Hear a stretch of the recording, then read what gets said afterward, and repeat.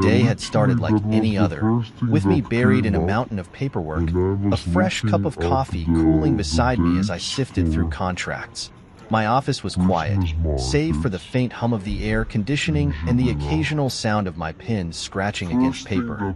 It was just another routine day in the life of a man, trying to keep everything together. Then my phone rang. Glancing at the screen, a small smile tugged at my lips when I saw Ava's name. My little girl. My entire world. It was unusual for her to call during school hours, but maybe she had forgotten something at home or wanted to tell me about her day. I swiped to answer, expecting to hear her cheerful voice. Instead, what I heard turned my blood to ice. "Dad, help me. They left me. They took Mom's new son, and I'm all alone." My body went rigid. My chair scraped against the floor as I shot up, knocking my coffee over without even noticing. My pulse pounded so violently in my ears that for a moment, I thought I had misheard her, but the trembling in her voice, the sheer terror behind those words, told me otherwise. "Ava, where are you?" My voice came out sharper than I intended, laced with fear. "At the park. The big one near Mom's house. Daddy, please come." She sniffled, trying to be brave, but I could hear the quiet hiccups of a child holding back sobs. I was already grabbing my keys, my mind spinning. How could this have happened? Had they really just left her? My hands shook as I ended the call and immediately dialed Laura, my ex-wife, the woman I had once trusted with my daughter's safety. She picked up after a few rings, her voice filled with amusement. "What now?" she asked, as if this was nothing more than an inconvenience. I didn't even waste time with pleasantries. "You left Ava alone at a park? What the hell is wrong with you?" My voice was dangerously low, barely contained. There was silence for a second, then a chuckle, a laugh. "Oh, that? Yeah, we forgot her. LOL." She said it so casually, so dismissively, as if she had misplaced a set of keys, not a living, breathing child.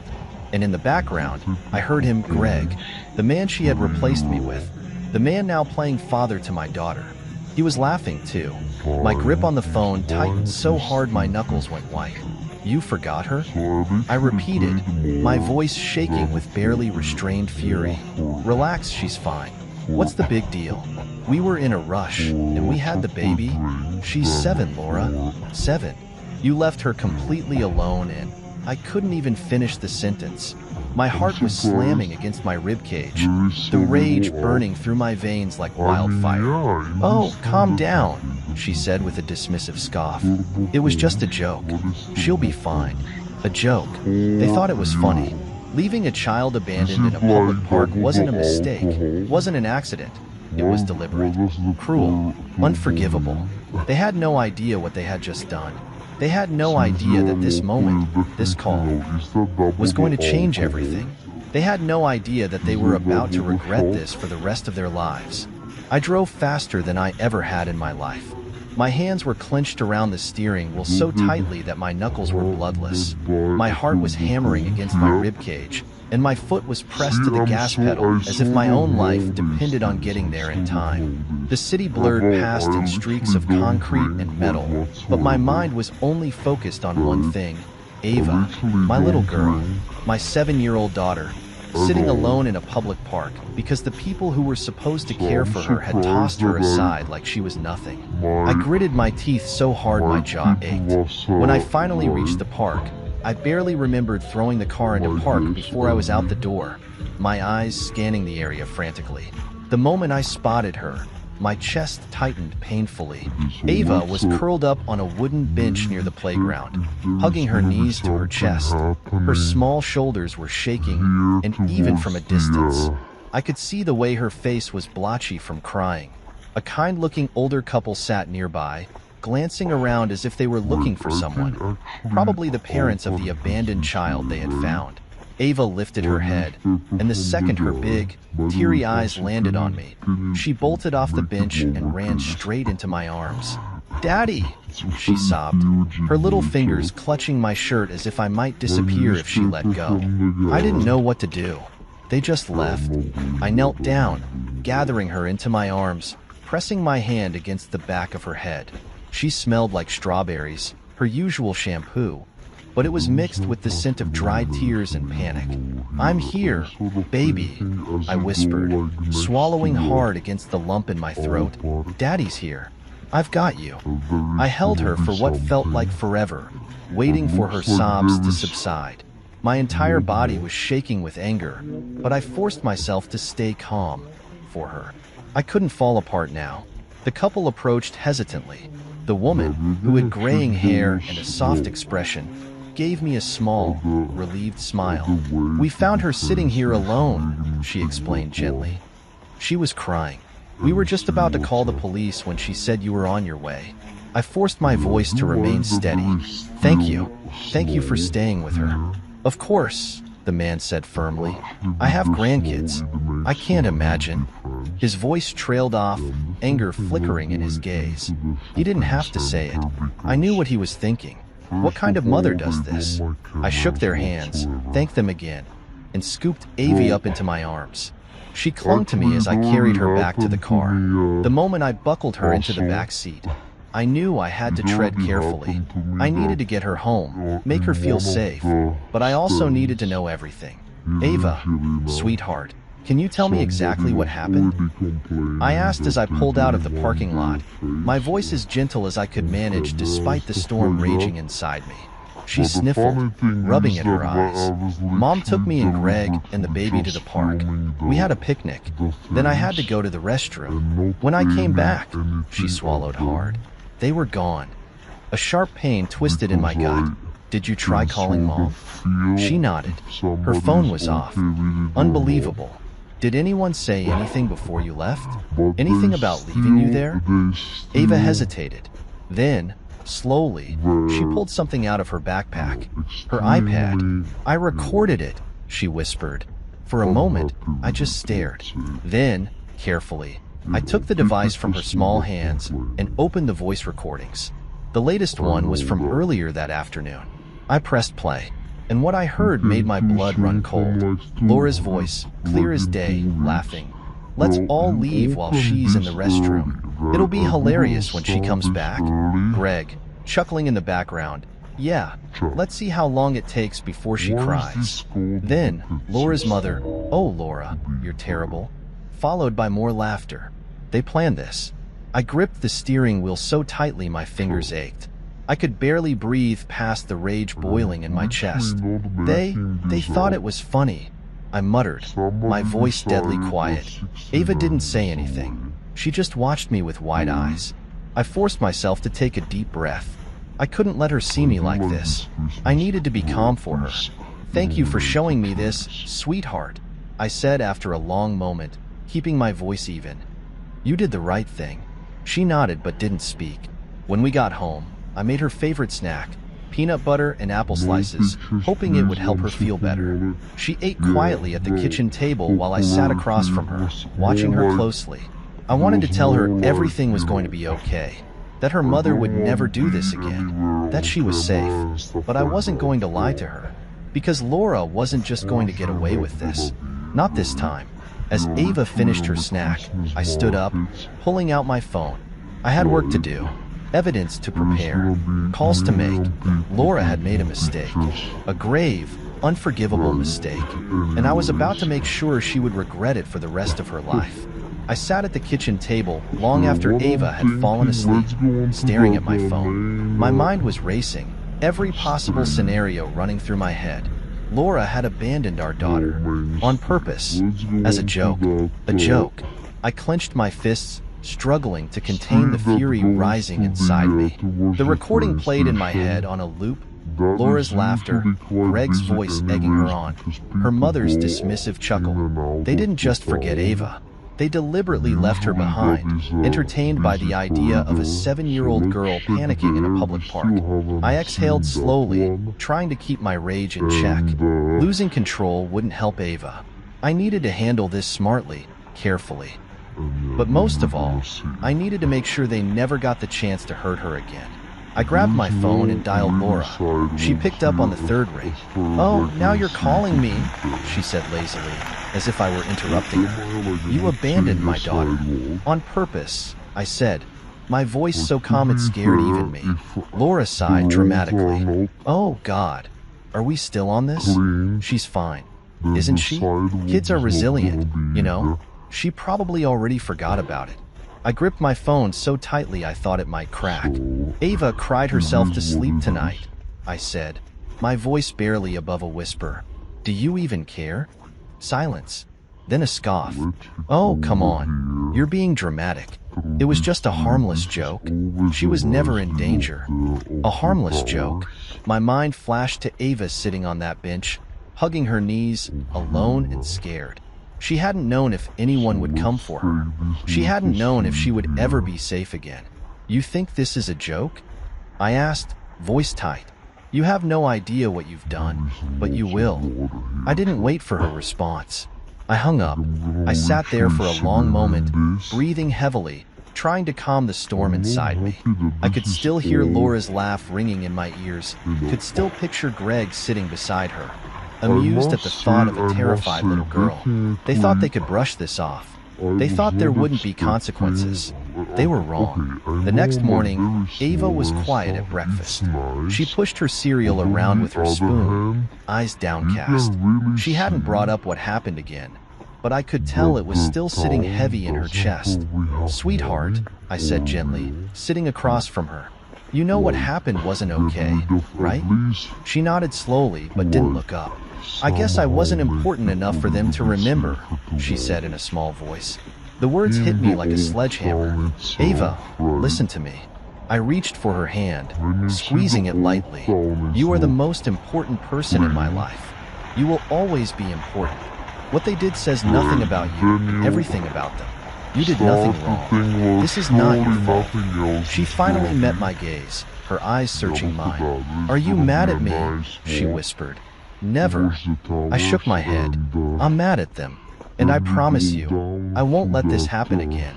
She studied me for a moment, then gave a small nod. Okay, Daddy. That was all I needed. I dropped her off at school and then drove straight to my lawyer's office. Full custody? Marcus, my lawyer, leaned back in his chair, eyebrows raised. That's a big move. Do you have enough to justify it? I placed Ava's iPad on his desk and hit play. We sat in silence as the recording filled the room. Laura's laughter, Greg's taunts, her mother's voice, amused, condoning it. When it ended, Marcus let out a slow breath. Jesus Christ. He ran a hand through his hair. She actually planned this? She did. My jaw was clenched so tightly it hurt.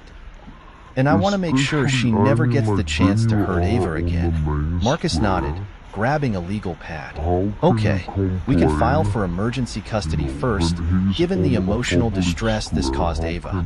It'll be a fight, but with this evidence, we have a strong case. Do it, I said without hesitation. Marcus leaned forward. You know she's going to retaliate. This is going to get ugly. I don't care. I met his gaze. Ava comes first. Always.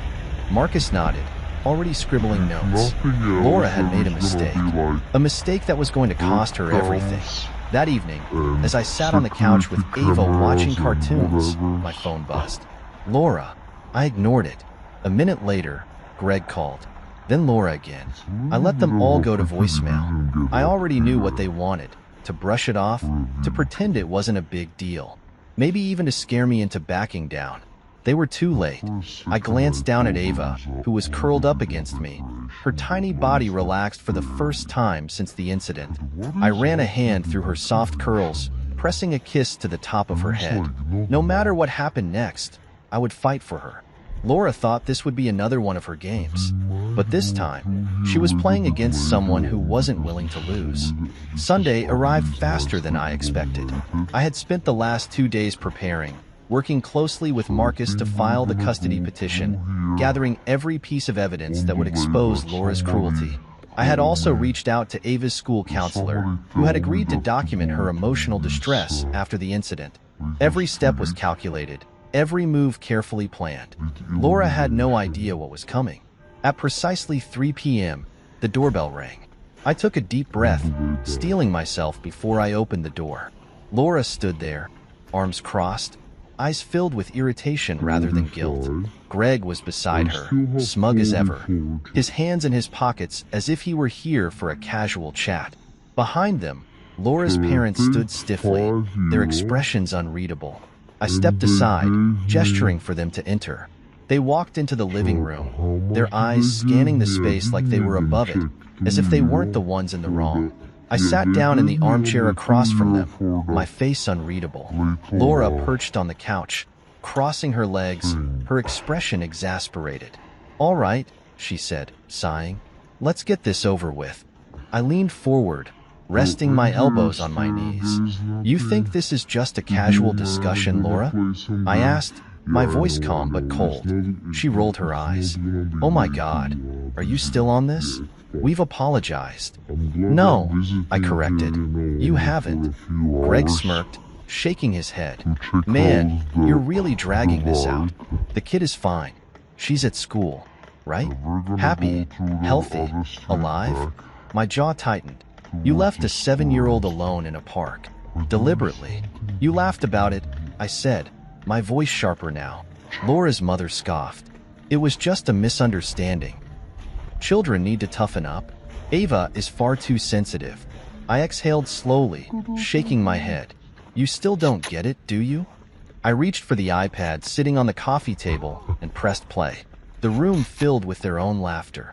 Their voices echoed through the space, every cruel word, every taunt recorded for them to hear. Laura's face drained of color. Greg shifted uncomfortably. Her parents sat frozen, unable to look at me. I let it play in full. Let them listen to every second of their own heartlessness. When the audio finally ended, the silence in the room was deafening. Laura was the first to react. "You recorded us?" she hissed. "No," I corrected. "Ava did. You left her alone, and she knew something was wrong. A 7-year-old girl had more sense than the 4 adults who abandoned her." Laura clenched her fists. "You had no right." "I had every right," I interrupted, my voice quiet but firm. "You don't get to treat my daughter like this and walk away unscathed." Greg finally spoke, leaning forward. "Look, man, you're blowing this way out of proportion." "Shut up." I cut him off sharply, my eyes locking onto his. "You're a pathetic excuse for a man. You stood there and encouraged this. You laughed. You thought it was funny. Well, let's see if you're still laughing after today." Laura's parents stiffened at my tone, their eyes darting nervously between us. "What do you want?" Laura's father finally asked. I sat back, folding my arms. "Simple. Effective immediately. I'm filing for full custody. Ava is never stepping foot in your house again. None of you will ever see her unless the court allows it, and trust me, after hearing this recording, they won't." Laura's eyes widened. "You can't do that." "Watch me," I said flatly. Her mother gasped. "You're trying to take a daughter away from her mother? Over a prank?" I turned to her, my expression unreadable. A prank is hiding behind a door and saying boo. A prank is putting salt in someone's tea instead of sugar. What you did was cruelty. You deliberately abandoned a child for entertainment. That's not a prank. That's neglect. Laura's breathing had picked up. "You can't take her from me," she said, her voice shaking. "I'm her mother." "You're supposed to be," I replied. "But you've made it clear that your new family matters more to you than your own daughter." Greg scoffed. "What do you think is going to happen? That will just roll over and let you win? You're being dramatic. No court is going to take full custody from a mother over one little incident." I smirked. "You'd be surprised how much weight evidence holds in family court." Laura's father stood up, furious. "You can't ruin our daughter's life over this. Be reasonable." "Reasonable?" I repeated, standing up as well. "You're asking me to be reasonable when your daughter left my child abandoned and then laughed about it?" Laura's mother grabbed her purse. "We're leaving," she said, tugging her husband toward the door. Greg and Laura stood too, but before they could reach the exit, I spoke again. "Oh, one more thing," I said, making them pause. "You should probably warn Greg's clients. Once this gets out, I doubt they'll want to work with a man who thinks child neglect is funny." Greg's face darkened. "You wouldn't." "I would, and I already did." Laura let out a strangled sound. somewhere between frustration and panic. "You're going to regret this," she seethed. "No," I said coolly. "You are." I opened the door wide, gesturing for them to leave. Laura stormed out, Greg following close behind. Her parents trailed after them, silent for once. I watched them go, my heart pounding but my resolve steady. This was only the beginning. They had made their choice. Now, they were going to face the consequences. The door clicked shut behind them, but the tension in the room lingered like a thick fog. I let out a slow breath, my hands still clenched into fists. My entire body felt coiled, ready to strike, but the fight was over, for now. I walked to the living room window, pulling back the curtain just enough to watch them pile into their car. Laura was talking rapidly, her hands flying in frustration, while Greg looked like he was barely holding back his own anger. Her parents were stiff, avoiding eye contact with each other, as if they had suddenly realized they had backed the wrong side. Good. Let the panic set in. I let the curtain fall back into place and turned around, my eyes landing on Ava's backpack resting on the couch. That was the only thing that mattered right now. My daughter. Her safety. Her well-being. Everything else was just noise. I sat down, rubbing my temples as the events of the last few days weighed on me. Laura's reaction had been exactly what I expected, defensive, dismissive, and completely devoid of remorse. She hadn't apologized. Not once. She hadn't even asked if Ava was okay, because in her mind, Ava didn't matter. Not as much as Greg, not as much as their new baby. That thought alone sent another wave of anger rolling through me. A knock at the door pulled me from my thoughts. I frowned. They couldn't be back already. I approached cautiously and peeked through the peephole. "Marcus." I pulled the door open. "You're fast." He walked in without waiting for an invitation, his usual easygoing demeanor replaced with sharp focus. He dropped his briefcase onto the kitchen table and pulled out a thick stack of papers. "I filed everything," he said, flipping through the pages. Emergency custody request, the neglect complaint, and the petition for sole custody. The judge has already scheduled a hearing for next week. I exhaled in relief. That fast? When you have a recording of the mother laughing about abandoning her child, the system moves a little quicker, he said dryly. I sat down across from him, my fingers tapping against the table. "So what happens now?" "Now," Marcus said, leaning back, "Laura is going to go into damage control. She's going to try to spin this as a misunderstanding, claim you're being vindictive. But with this evidence, she's fighting a losing battle. If she had even a shred of self-awareness, she'd back down now." I scoffed. "She won't." "I know," he admitted, "which is why you need to be prepared. The second she realizes she's actually in danger of losing custody, she's going to lash out." I nodded. I had no doubt that Laura would fight this. She wasn't the type to accept consequences. She never had been. Marcus pulled out another document and slid it across the table. "Also, I think you should post that recording online." I raised an eyebrow. "You're my lawyer. Aren't you supposed to tell me not to do that?" "Normally, yes," he admitted. "But public pressure works wonders. If the court of public opinion turns on her, she won't have as much ground to stand on." I hesitated, my fingers brushing over the paper. Ava's voice played in my mind. I guess I wasn't important enough for them to remember. No, they needed to be exposed. I grabbed my phone, opened my social media, and started typing. My ex-wife and her husband deliberately abandoned my 7-year-old daughter at a public park as a joke. They laughed about it. They thought it was funny. Listen for yourself. I attached the recording and hit post. Marcus smirked. And now we watched the fireworks. It didn't take long. Within hours, the post had gone viral. Hundreds of comments poured in, filled with outrage and disbelief. Parents from all walks of life tore into Laura and Greg, their cruelty laid bare for the world to hear. By the next morning, news outlets had started picking up the story. Laura tried to fight back. She posted a statement claiming it had been taken out of context, that it was all a misunderstanding, that I was manipulating the situation to paint her as a bad mother. But the public wasn't buying it. Screenshots of her social media posts bragging about her perfect new family surfaced. Comments she had made about how single dads were always bitter were dredged up. People started digging into Greg's past, finding stories from old co-workers and exes about his pattern of cruelty. It was like watching a castle crumble, brick by brick. And then, the final blow came. One of Greg's major business partners released a statement. "We do not condone the behavior exhibited in the recordings circulating online. Effective immediately, we are terminating our partnership with Greg, last name. We believe in upholding values of responsibility, integrity, and kindness, qualities that he has clearly demonstrated he lacks." His entire business started to unravel overnight. I sat back, watching it unfold with quiet satisfaction.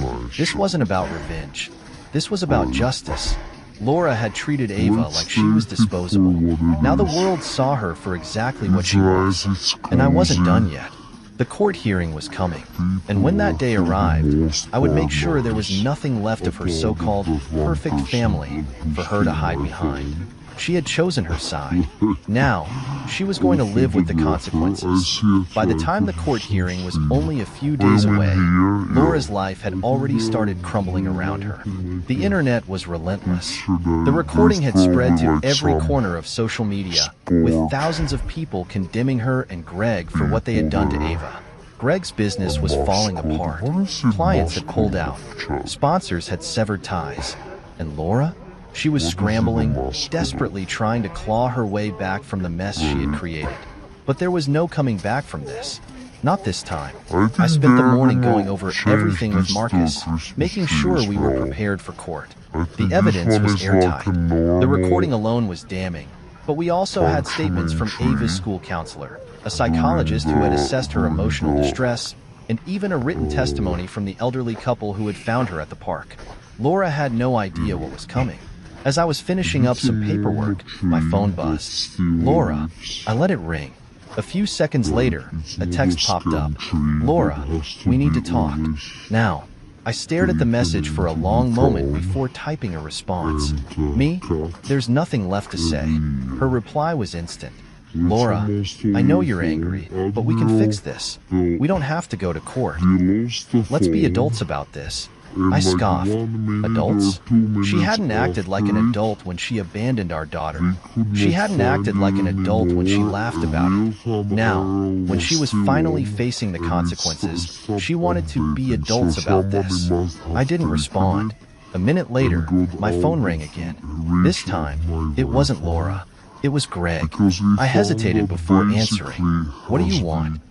I said flatly. There was a pause. Then, to my surprise, he sighed. "Look, man, this is getting out of hand." I almost laughed. "You're just realizing that now?" "I get it.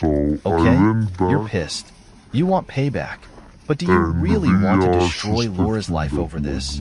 She did that to herself." Greg was silent for a moment. Then he let out a frustrated breath. "All right, fine. You hate her. I don't blame you. But let's talk about Ava. Don't you think she needs both parents?" "She needs parents who love her," I said, my voice cold. "Not ones who think she's a joke. It was just a mistake." "It was a choice," I interrupted. "She made her decision. Now she has to live with it." "Come on, man," Greg said, his voice growing desperate. "There's got to be something you want. A deal, a settlement. Name your price. You think this is about money?" I nearly laughed. "You think I'd sell my daughter's safety for a check?" Greg was quiet. "We're done here," I said and hung up. I stared at the phone for a moment, shaking my head. They still didn't get it. This wasn't about revenge. This was about protecting my daughter. And nothing, not money, not apologies, not empty promises, was going to stop me from doing that.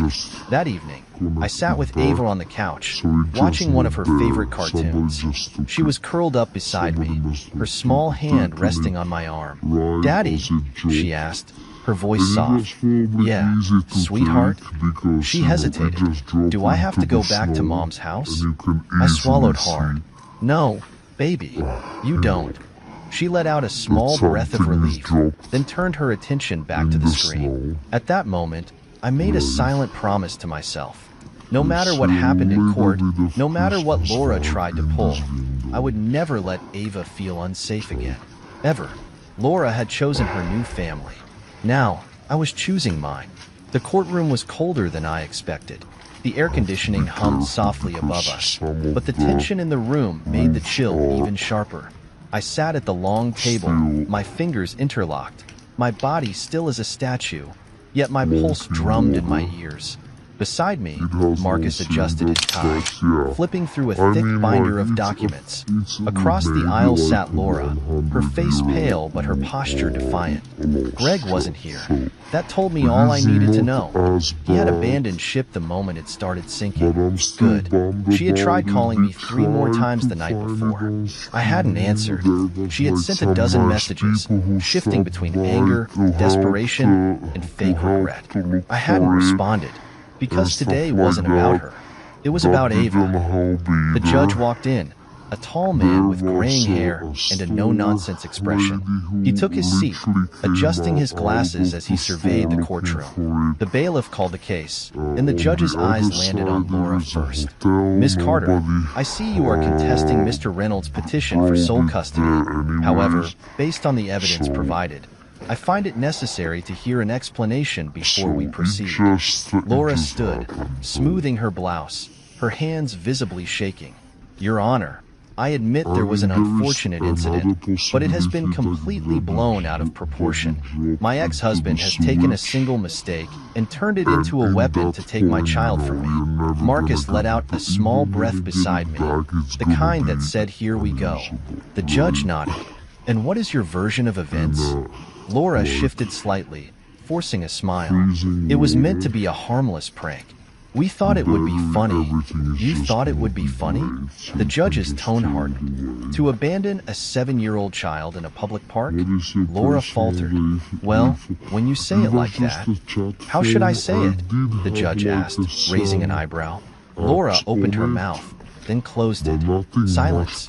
I could almost hear her scrambling in her mind, searching for a way to spin this, but there was nothing she could say that would make her actions sound reasonable. Marcus stood. "Your Honor, with your permission, I'd like to present Exhibit A." The judge nodded, and Marcus walked to the evidence table, setting down Ava's iPad. He pressed play, and then the courtroom was filled with Laura's laughter. Greg's voice chuckling beside her, her mother's voice dismissing it as harmless fun. The judge listened intently, his face unmoving as the full recording played. When it ended, the silence in the courtroom was deafening. Laura's face had gone completely pale. She was breathing heavily, as if realizing for the first time how damning her own words were. The judge leaned forward. "So, Miss Carter, do you still believe this was a harmless prank?" Laura swallowed. I didn't mean. "Yes or no, Miss Carter?" Her voice was barely above a whisper. "No." The judge turned his gaze toward me. "Mr. Reynolds, I assume you have further evidence to present?" I nodded. "Yes, Your Honor. We have statements from Ava's school counselor, as well as a psychologist who evaluated her distress following the incident. Additionally, I have witness testimonies from the couple who found her abandoned at the park." Marcus handed over the documents. The judge flipped through them, nodding slowly. "This is damning evidence, Miss Carter," he said, looking back at her. "I'm struggling to understand how you believe this was appropriate behavior for a mother." Laura's hands clenched at her sides. "I love my daughter." "You have a strange way of showing it," the judge replied, unimpressed. Laura's voice cracked. "I didn't mean to hurt her." "But you did," I said, speaking for the first time. My voice was calm, but the weight of my words filled the room. "You did hurt her, and you laughed about it." Laura's lips parted as if she had a response, but nothing came. The judge exhaled slowly, setting the documents aside. "The court takes child neglect very seriously, Miss Carter. Your actions displayed a severe lack of judgment and an alarming disregard for your child's emotional well-being. Given the evidence, I see no reason why Ava should remain in your custody." Laura's breath hitched. "Wait. Effective immediately, I am granting full custody to Mr. Reynolds. Miss Carter, you will have no visitation rights until further notice. You may reapply for supervised visitation after a psychological evaluation and parenting courses have been completed." Laura staggered back, her eyes wide. "No, No, you can't do this. This is not a punishment, Miss Carter, the judge said firmly. This is a consequence of your actions. Tears welled in Laura's eyes, but I felt nothing. No sympathy, no regret. She had made her choice. Now, she had to live with it. Greg wasn't here to support her. Her parents sat frozen, silent and ashamed. And Ava? Ava was safe. That was all that mattered. The gavel struck, sealing the ruling. It was over. Laura turned to me, her expression pleading. Please, you can't just take her away from me. I met her gaze, my voice steady. I didn't take her away. You threw her away. And now, you have to live with that. She let out a quiet sob, but I turned away. This wasn't about her pain. This was about Ava's future. And for the first time in a long time, I knew she would be okay. The moment the gavel struck, sealing the ruling, I felt something inside me settle. It wasn't triumph, and it wasn't relief. Not yet. It was something quieter, heavier, like a weight had been lifted, but I wasn't ready to breathe just yet. Laura was still sitting there, stunned into silence. Her lips parted as if she wanted to argue, to beg, to scream. Her world had just collapsed, and I could see in her eyes that she was struggling to accept it. But there was nothing left to fight. The evidence had spoken. The judge had decided. Ava was mine now, fully, completely. Laura finally blinked, looking at me, her face a mix of anger, disbelief, and something that almost looked like fear. You really did it, she whispered. You took my daughter away. I exhaled slowly, standing up. No, Laura. You threw her away. Her mouth snapped shut, her eyes glistening with unshed tears. For the first time, I saw something real in her expression, not the arrogance, not the casual cruelty she displayed in the past, just the hollow look of someone who had finally realized the price of her own choices. The bailiff called for adjournment, and people started shuffling out of the courtroom. Marcus clapped me on the back, murmuring something about next steps and paperwork, but I barely heard him. My focus was already shifting. I needed to get to Ava. When I arrived at her school, I spotted her immediately. She was sitting on the swing set, her feet kicking lightly against the dirt, her eyes staring up at the sky. I took a deep breath and walked toward her. She noticed me before I reached her, her face lighting up. Daddy! She ran straight into my arms, and I scooped her up, holding her close. For the first time in what felt like forever, I could breathe again. Hey, sweetheart, I murmured into her hair. Guess what? She pulled back, tilting her head in curiosity. What?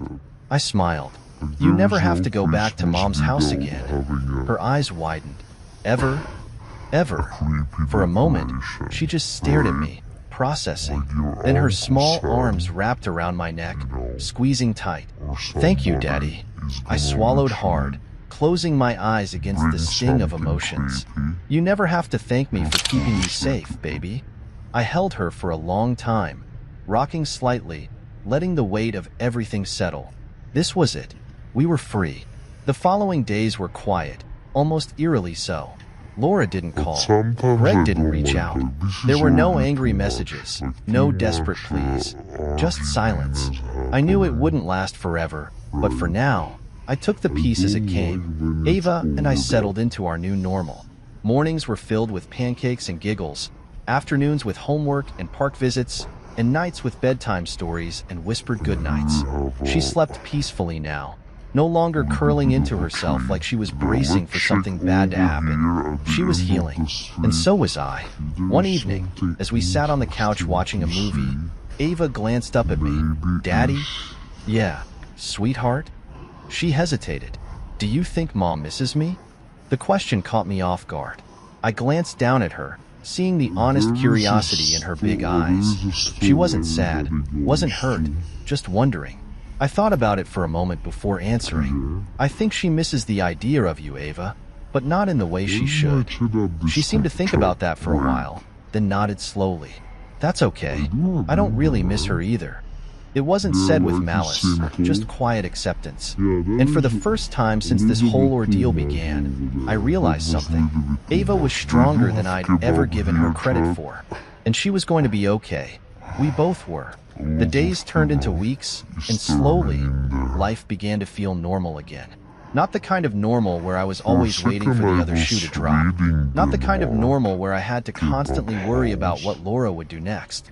This was a new normal. A peaceful one. Ava thrived in it. Her laughter came easier, her steps lighter. She no longer flinched at the sound of my phone ringing, no longer hesitated when she mentioned things she loved for fear that someone would dismiss her. She was growing into herself in a way that hadn't been possible before. And I finally had the chance to be the father I had always wanted to be. We spent our afternoons at the park, where she raced across the playground, her hair flying behind her as she shouted for me to watch. We made pancakes on Saturday mornings, getting flour everywhere, laughing as she tried to flip them with a spatula twice her size. At night, she curled up in her bed, surrounded by stuffed animals, and asked me to read her stories. Sometimes she wanted adventure tales, other times silly ones. But the nights she crawled onto my lap and said, "Tell me a story about when I was little," were my favorite. Because those were the nights I reminded her how loved she had always been, how she had always been wanted, how she would never have to wonder if she was enough. But peace never lasts forever. It happened one afternoon while I was at work. I had just finished up a meeting when my phone buzzed with a notification. Ava's school. My stomach tightened. I answered immediately. "This is Mr. Reynolds." The principal's voice was calm but firm. "Mr. Reynolds, we need you to come to the school as soon as possible." Ava's mother showed up. I went cold. She what? She came to the school unannounced and demanded to see Ava. When we informed her that she had no visitation rights, she caused a scene. Security escorted her out, but we thought you should be aware. I didn't even remember driving to the school. One moment I was at my desk, the next I was storming through the front doors, my heart pounding like a war drum. The principal met me in the office, his expression serious. Ava wasn't aware of what happened, he assured me. She was in class the entire time, but I'd recommend talking to her tonight, just in case Laura tries something again. I nodded, my jaw tight. I had known this wasn't over. I had known Laura wouldn't just disappear into the shadows quietly. But knowing it and experiencing it were two different things. She had tried to ambush my daughter at school. That was unacceptable. I thanked the principal, signed out Ava early, and drove her home, forcing myself to stay calm, to not let her see the storm raging inside me. She hummed along to the music on the radio, blissfully unaware of what had happened. But I knew I had to tell her, and I had to make sure she felt safe. That night, after dinner, I tucked her into bed and sat beside her. "Sweetheart," I said gently, brushing a stray curl from her face. "I need to talk to you about something." She blinked up at me, her small hands holding her stuffed bear. "Okay, Daddy." I exhaled slowly. "Mom came to your school today." Her little face scrunched up. She did, I confirmed. But the school told her she wasn't allowed to see you, and she had to leave. Ava was quiet for a moment, thinking, "Why did she come?" she finally asked. I chose my words carefully. I think she doesn't like that she lost custody, and now she's trying to act like nothing happened. Ava hugged her bear closer. "Is she gonna try to take me?" The fear in her voice nearly shattered me. "No," I said firmly. "She can't. The court made sure of that, and I will never, ever let anything happen to you." She searched my face, and after a long moment, she nodded. "Okay." I leaned down, pressing a kiss to her forehead. "You're safe, sweetheart. Always." She gave me a small smile before turning onto her side, closing her eyes. I sat there for a while, watching her sleep, my heart still heavy with the weight of what had almost happened. Laura was testing boundaries, and I wasn't going to wait for her to cross the next one. I stood up, grabbed my phone, and stepped into the hallway. I scrolled through my contacts and pressed call. Marcus picked up on the second one. "I was wondering when I'd hear from you." "Laura showed up at Ava's school today," I said, my voice low. There was a pause, then a sharp exhale. "All right, time to make sure that never happens again." And just like that, the fight wasn't over. But this time, I was ready. I barely slept that night. Every time I closed my eyes, I kept replaying the phone call from the school. The thought of Laura showing up unannounced, Trying to worm her way back into Ava's life like nothing had happened made my blood boil. She wasn't going to stop. I knew that now. The custody ruling had been a blow to her, but instead of accepting the consequences of her actions, she was going to fight, manipulate, and push boundaries until she found a crack to slip through. But I wasn't going to let that happen. At dawn, I was already up, sipping coffee at the kitchen table. My phone pressed to my ear as Marcus answered. "Morning," he said, his voice still groggy. "I take it you're not calling just to chat." "She showed up at the school, Marcus," I said, cutting straight to the point. He sighed. "Yeah, I figured she might. She's desperate. We need to make sure she doesn't try this again." "Already ahead of you," he said. "I can file for a restraining order today. Given the court's previous ruling, it should be a straightforward process." "Good. Do it." Marcus hesitated. "You know she's going to push back, right? She might even try to take you back to court to fight for visitation." I gritted my teeth. Let her try. Because she would lose. We wrapped up the call, and I spent the rest of the morning making sure all of Ava's school records were updated with strict instructions that only I was allowed to pick her up. Every precaution was put in place. By the afternoon, Marcus sent me the confirmation. The restraining order was officially filed. Laura would be served within the next 24 hours. She wasn't going to like it, but she wasn't my problem anymore. When I picked Ava up from school, she was her usual bubbly self, swinging her backpack over her shoulder as she hopped into the car. "Daddy, guess what?" she said excitedly. "What?" "We're learning about space," she beamed. "And I told my teacher that I want to be an astronaut when I grow up." I grinned. "An astronaut, huh? That's pretty cool." She nodded. "Do you think I can do it?" I reached over, ruffling her hair. "Sweetheart, you can do anything you set your mind to." She beamed up at me, and in that moment, I felt something shift inside me. This was what mattered. Not Laura, not the drama, just Ava, her dreams, her future, everything I was doing. The custody battle, the legal fights, the sleepless nights, was for her. And now, she had the chance to grow up in a home where she was wanted, loved, and most importantly, safe. That night, as I was tucking her into bed, Ava turned to me with a small frown. "Daddy?" "Yeah, sweetheart?" She hesitated. "Do you think Mom is mad at me?" The question hit me like a punch to the gut. "Why do you ask that?" I kept my voice gentle. She shrugged, picking at the edge of her blanket. "Because she doesn't call anymore." I sighed, sitting on the edge of her bed. "Sweetheart, your mom. She's not mad at you. But sometimes, people make bad choices, and they have to deal with the consequences." She was quiet for a moment before she whispered, "Do you think she's sad?" I thought about it. Maybe. But Laura wasn't sad for the right reasons. She wasn't mourning the loss of her daughter. She was mourning the loss of control. But that wasn't Ava's burden to carry. "I don't know, baby," I said honestly. "But what I do know is that you don't have to worry about it. That's my job, okay?" She nodded, biting her lip. "I just don't want anyone to be sad." My heart squeezed. Even after everything, she still had the kindest heart. I leaned down and kissed her forehead. "You just focus on being happy, sweetheart. That's all that matters." She gave me a small smile, then yawned, snuggling into her pillow. "Good night, Daddy." "Good night, Ava." I turned off her lamp and stepped into the hallway, my heart heavy but sure. Ava was safe.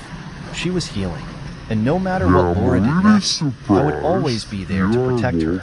Because that's what real parents do. They don't abandon their children. They fight for them. And I would fight for Ava every single day for the rest of my life.